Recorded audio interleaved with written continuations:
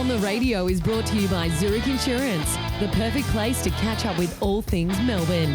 If you enjoy this content and want more inside access from the team, make sure you visit the club website.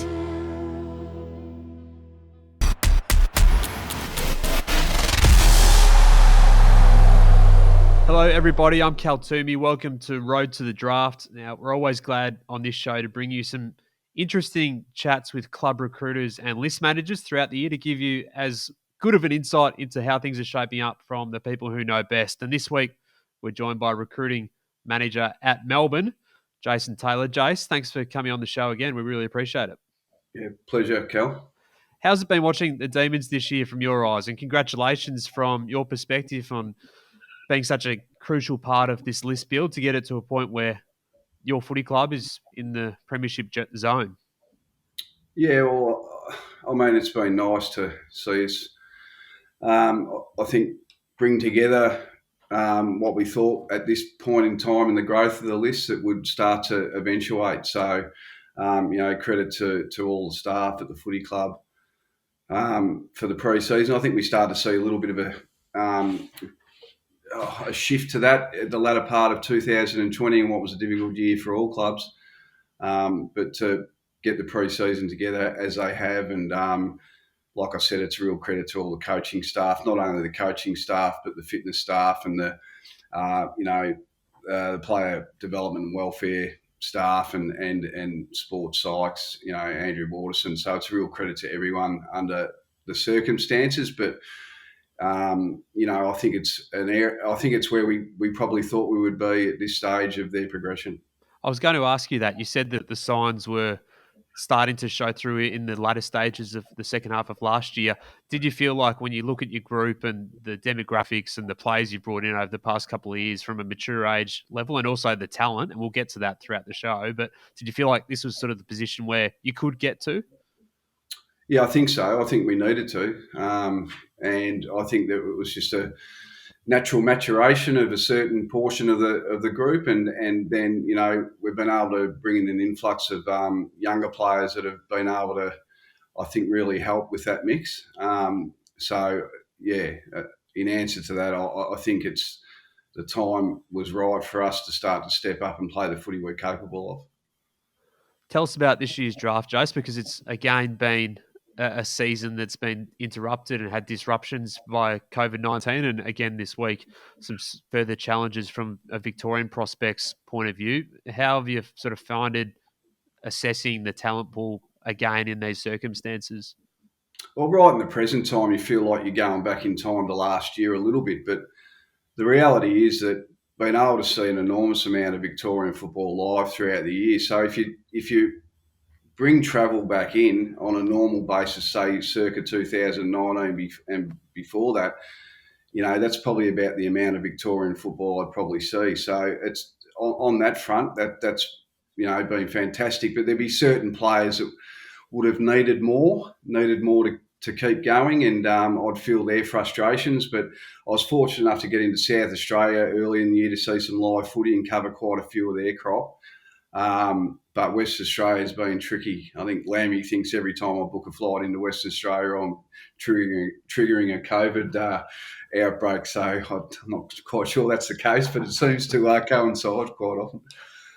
How will you then assess those guys? And do you feel like to draft players from different states, you have to see them live at some point? I know, and we'll get to Luke Jackson shortly, but I remember maybe on last year's podcast, you spoke about how you'd seen him live 4 or 5 times in the lead up right at the end of 2019 before you made the call that he was your guy. So how do you draft out of those states if you aren't able to get in? Yeah, I suppose you can lean on you've seen them as 16-year-olds a little bit, but and then you just got to go off. You're learning. Well, every year you crunch vision at some point and towards the end of the year and throughout the year. But you just lean on some of the learnings out of last year, and hopefully your eye gets better at doing it that way. But you'd always like to see them live, but we're just got to maximise the cards we're dealt. So, obviously I watch a lot of the West Australian Vision and full games and the like, so I'm pretty comfortable with where all that's at. And you get to know them through reference checks and Zoom interviews. And, again, not to repeat myself, but out of last year, you learn a bit out of doing the process that way. You mentioned Tim Lamb, who's obviously been a central figure as well in terms of the list manager at the club. What's the sort of focus for your recruiting team at the moment? What sort of phase of the year in terms of nailing down the guys you like, the guys you want to see more of, the guys maybe who are an orange who you're not quite sure about? What sort of phase of the year are you in right at this stage? I suppose we're just working through week-to-week live streaming. Now that the country stuff's back on in Victoria, you add that to the South Australian and the Western Australian. So really it's been an allocation of the live stream throughout the team. So guys will cover certain games in Western Australia and South Australia. So we're still working through the year as you would normally on specific players that we feel are progressing in the right direction. And I've been starting to do some more Zoom interviews again now because the likelihood of getting into those states is increasingly becoming more difficult, and also households of Victoria. So I'm back on the bike of doing a bit more of that at the moment, and then we're specifically as we talk throughout each day, looking at certain positional types that may come into play as a need. I think we've had 4 or 5 recruiters on now. I think you're the 5th on the show this season, and we ask everyone about their views on the 2021 pool. Everyone's slightly different, up or down, different views. That's what makes the Caper great. What's your take on the 2021 crop? Yeah, I'm always really positive, and I was a little bit slow to start on this crop, but no, I think there's certainly enough depth there, and I think there's some real high end at the top. That could match in with any year, and also I think there's a fair bit of depth there. So I don't think it's going to be an issue whether you're picking, between 30 and 50 odd. Which you guys at this point will be, and we'll get to that shortly. Who's sitting number 1 on your board at the moment, Jace? Is it Dacos? Is it Horne-Francis? And tell us about those 2 players from your perspective. I don't think you're going to get a glimpse at them, particularly one of them. The other one you're probably unlikely to get a glimpse at too. But who's right at the top? Yeah, well, Nick Dacos obviously is a high-end talent, just a pure footballer, just elite skills, decision-making, and his output speaks for itself. His NAB League games have been outstanding, and his challenge match, Vic Country Vic Metro challenge match, and every game he's played at an enormously high level, and he's an accumulator of the ball and a creator, and he hits the scoreboard. So I think he speaks for himself, and obviously Jason Horne-Francis, he's putting together a really good CV at senior level at the moment, and just his pure speed, power, aggression, and I think his aerial prowess really holds him in good stead, and he's playing a bit forward, a bit mid at league level, but he's going to be an excellent player down the track. Who are the other names? And again, we probably say this from a club that, as we'll get to, you don't have your first round pick this year, so it's unlikely you're going to be tapping into that top group. But who are the other names around that group do you feel like who have impressed across this year to put themselves in that mix? Yeah, obviously, Finn Callahan has had a really good year. I'm not sure that he burst onto the scene, but he from the very start of the intra-clubs, he's shown what he can do, and at school level as well, he's been able to go behind the ball, go forward, as well as play wing and midfield. So he's got some real flexibility in his game. He's a taller mid, and he's an excellent athlete. So the sky's the limit for a player like Finn, and also, as you mentioned, Darcy, just his ability forward, his athleticism, his ability to hit the scoreboard. I think he looks like the prominent tool in the equation. Speaking of another prominent tool, Mac Andrew, he's tied to Melbourne through the Next Generation Academy. Tell us about his involvement with the Demons across a long period of time. Yeah, well, Mac was at our very first training session, back when he was 14. So he's obviously coming from a fair way back there, and he's shown some obviously significant growth over this year. I last saw him play before the COVID shutdown at a practice game at Beaconsfield, where again he was really raw in his football, but he showed some of those athletic traits. But yeah, it's been I suppose to see the growth in him this year has been fantastic for our footy club to see that the work we put in over that period of time, that he started to blossom, albeit it had been interrupted. And he hadn't been a part of the Vic Country programs until this year, essentially, as per sort of the development programs that you guys had helped him through. No, and I mean, and I will preface by saying, obviously Dandenong Stingrays have done some enormous work with Mac as well. But I suppose that's a frustration a little bit, Cal, that, he hasn't been part of any of the academy programs along the journey. I'm not sure where that sits with rule changes and the like. Well, I was going to ask you about that. There is clearly the rule change that's come in this year for the next generation academy players, whereby they're open slather inside the top 20 picks if people are just sort of coming to grips with the new rules after the changes that were made at the end of last year when Jamari Ugelhagen was pick one as a next generation academy pick. What's your take on the rule and the likelihood, I guess, at this point that you're going to miss out on Mac?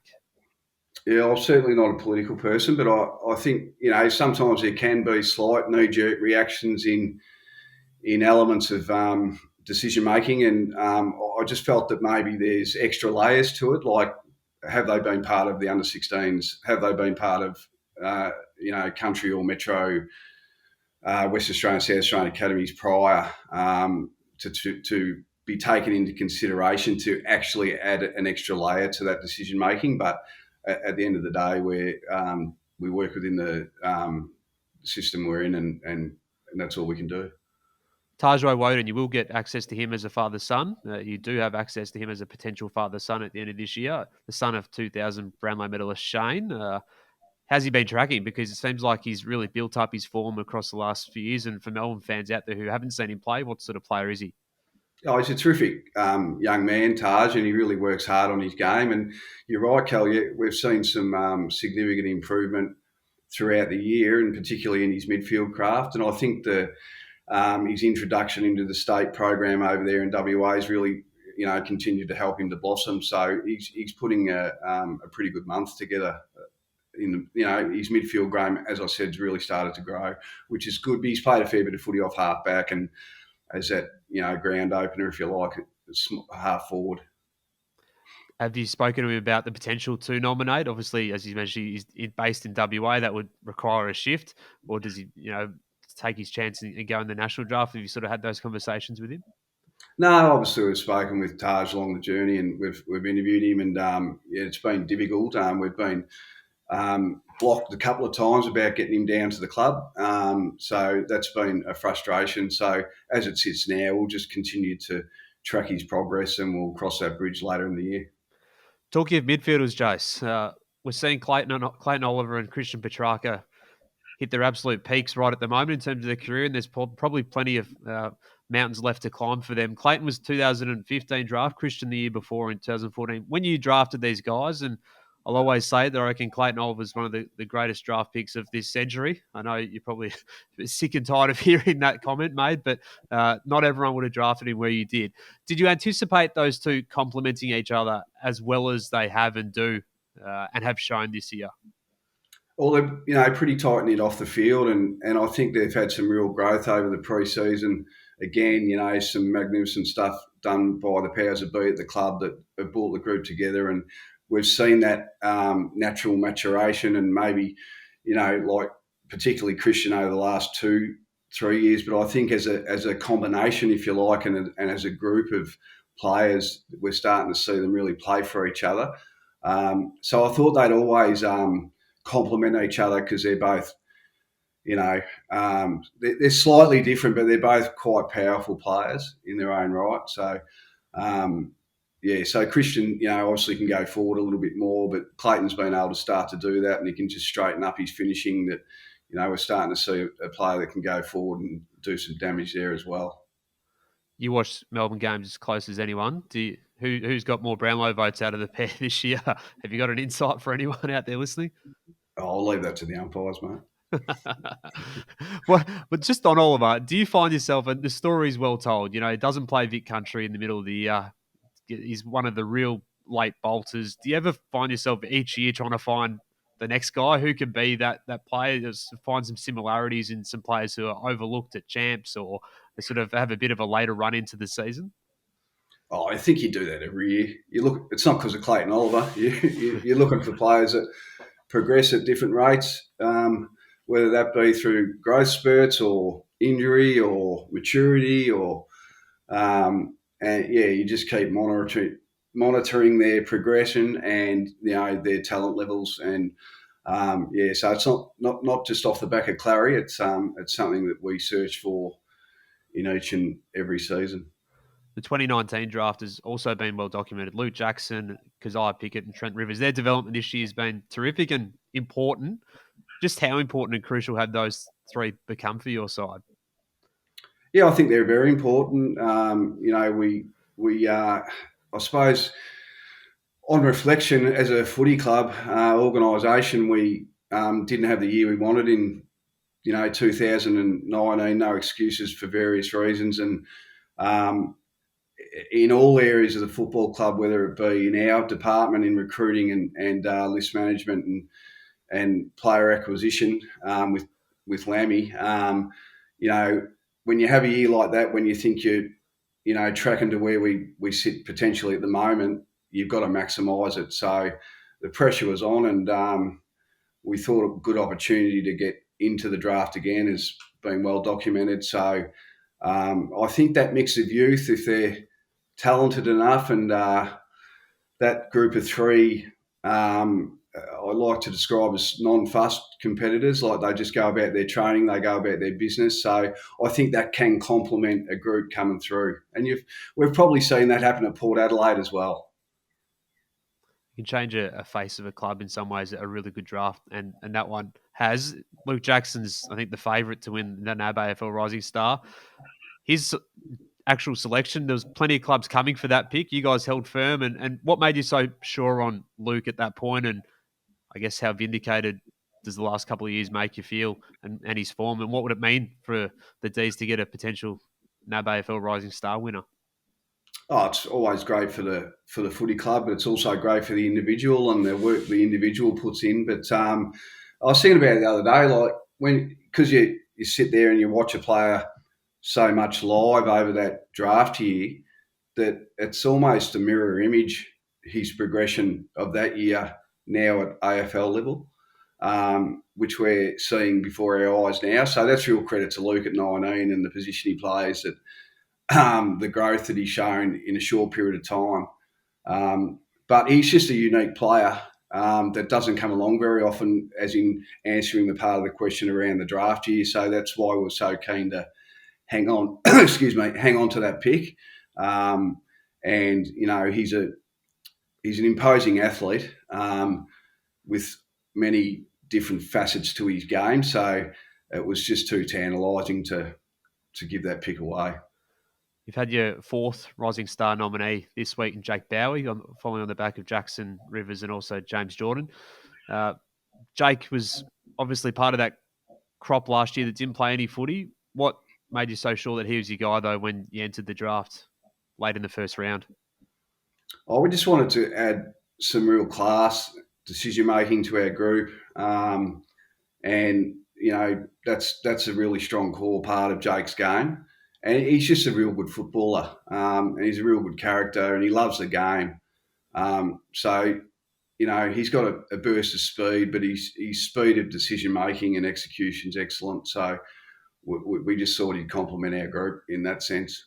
And he's been terrific like that off half back. Bailey Laurie, we haven't seen as much. I've had a couple of setbacks injury-wise. And Fraser Rossman, can you tell Melbourne fans about how they're tracking and what you're seeing sort of firsthand with those two?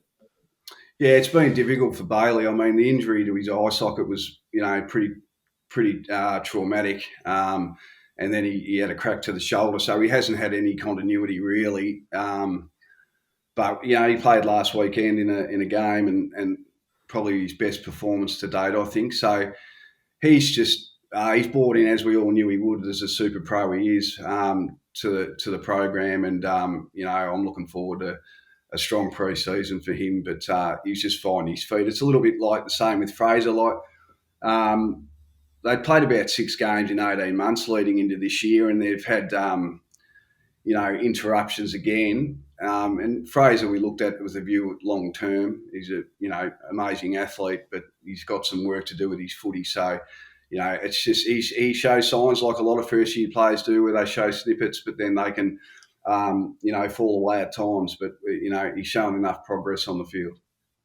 I think Harry Petty has been a player too who maybe hasn't got the same limelight as some of the other youngsters who've come through as early picks, but has filled in for Adam Tomlinson really well since he went down with that knee injury. Tell us about Harry and how he's progressed.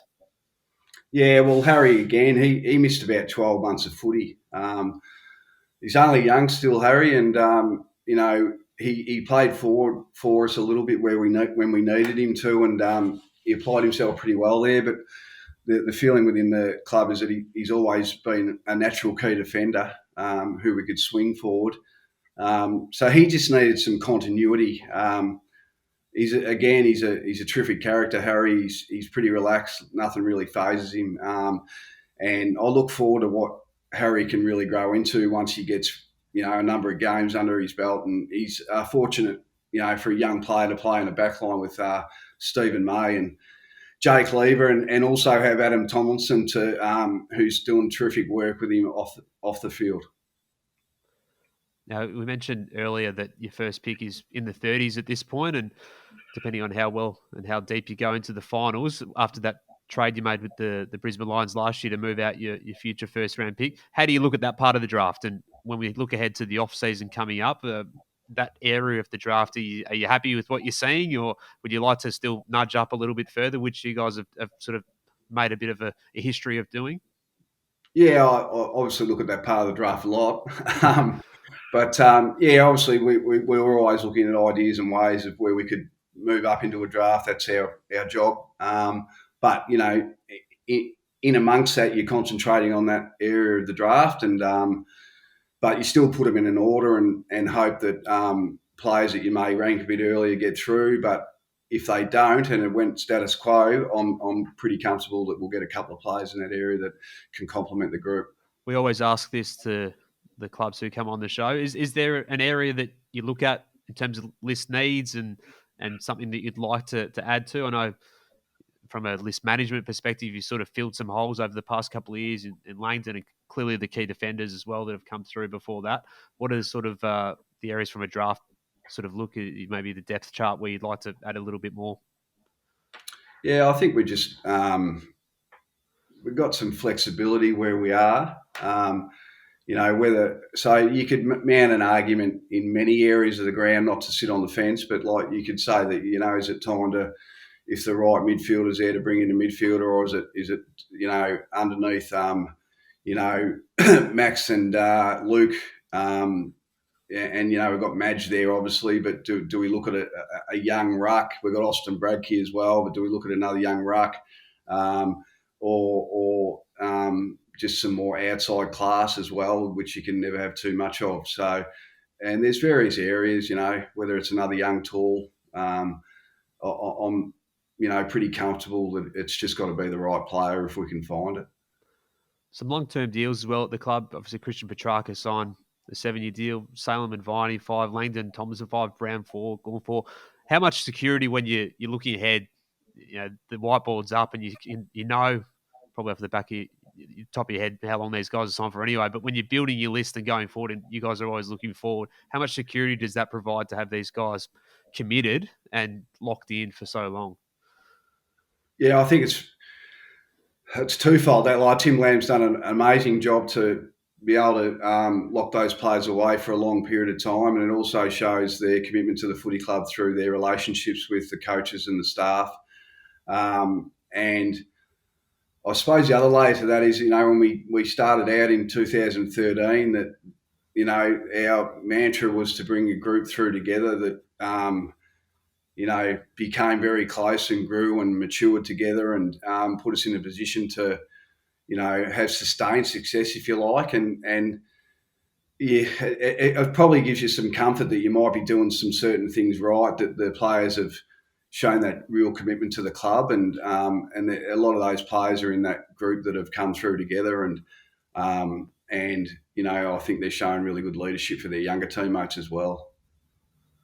Just on the SSP, who you mentioned with Majak Dor coming through as a late sort of addition to the list. Kobe Farmer also spent some time with the club. Sort of how, from a father-son perspective, the son of Jeff, how's his year gone? Yeah, he hasn't as much continuity as he likes, so he's still just finding his feet when he just really has been in and out. So, but he was terrific, Kobe, like the way he handled himself at the footy club, and it was wonderful to give him a look at what it's like at the level. And he's a fine young man, and he hopefully can take some inspiration out of that period of time at the club and continue to work on his game. So a couple on the wider landscape before we let you go, Jason. We really appreciate you coming on Road to the Draft this week. We wrote on afl.com.au about the AFL and the AFLPA this week, having some discussions about potentially first-round draftees signing up for 3 years as an initial contract. Have you got any views on whether that'd be right? You guys had your fair share during this list build in terms of that top-end group. Is it a good move, do you think, to sort of lock these guys in for an extra year potentially? Yeah, I'm not against it. I haven't given it a lot of thought. I suppose over time, if you're coming from a list management point of view and the TPP, I think that it's got some real relevance as far as, I'll put it to you this way. Like if a player's progressing at a rate of knots in his first 2 years, he's going to get rewarded in his third year of his contract anyway. So I think it does give some security in for different clubs, if you like. And what about a ruck rookie list, addition to the Category B rookie area? That's sort of something that has been discussed as well and will be discussed as part of the CBA. Do you favour that potentially coming in and players who are off a certain height, if it's 195, 198 centimetres, anything above that, and if they're not taken to the national draft clubs, they're able to add them to their Category B rookie list and develop them a little bit away and without a rush away from the senior group? Yeah, I'd be really strong on that. For a rucks, I don't know if we need to be starting to lower the height so people can start getting key position players that they haven't identified. But from a ruck point of view, I do, because I think it's an area of the program that needs some enhancing, and that's a good way as any to do it. And from that is that as people like myself and my team would learn. Do you know what I mean? Because these players are then getting an opportunity, so you're getting first-hand look at their growth in your program. Plus, it also enhances an area of our game that maybe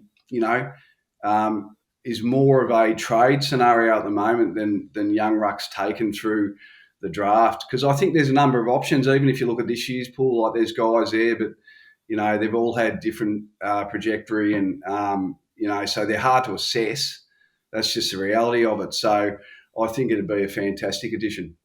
And while we're at it, finally, if there's anything you'd like to see for next year's draft landscape or championships or season structure or anything that's sort of, as you look ahead to 2022, bar the obvious and no interruptions, is there anything from a rules or setup point of view that you'd like to see come in for next year?